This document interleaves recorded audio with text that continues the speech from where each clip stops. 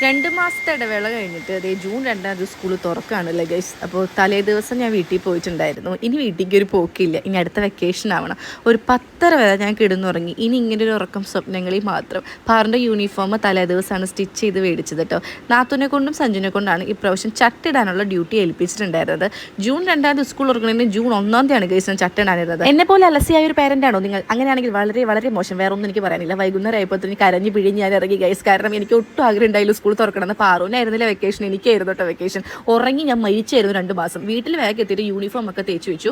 മാത്രമല്ല നമ്മുടെ പാറിൻ്റെ പുതിയ ചെരുപ്പ്, bottle, tiffin box, lunch box, bag എല്ലാതും രാത്രി ഒരു 10-11 മണിക്കാണ് അറേഞ്ച് ചെയ്ത് വെച്ചിട്ടുണ്ടായിരുന്നത്. ഈ റിബൺ കട്ട് ചെയ്യേണ്ട പരിപാടി എനിക്ക് ഭയങ്കര ഇഷ്ടം. പക്ഷേ ഞാൻ വിചാരിച്ച പോലെ തന്നെ റിബൺ ചെറുതായി സ്വാഭാവികം അങ്ങനെ തന്നെ വരുള്ളൂ. ഡയറി ഫില്ല് ചെയ്യുമ്പോൾ തെറ്റി ഫില്ല് ചെയ്യുക, പിന്നെ നെയിം സ്ലിപ്പ് തലതിരിച്ച് ഒട്ടിച്ച് വെക്കുക, തേക്കുമ്പോൾ ഉരുകി പോവുക, അതൊക്കെ സർവ്വസാധാരണം എൻ്റെ കേസിൽ. റൂമിൽ ചെന്ന് പാറിന് കുറച്ച് ക്ലാസ് ഒക്കെ കൊടുത്ത് കെട്ടി ഉറക്കിയിട്ടുണ്ട്. ഫസ്റ്റ് ഡേ ഓഫ് സ്കൂൾ ഇന്ന് വീഡിയോയിൽ വരുന്നുണ്ട് കേട്ടോ.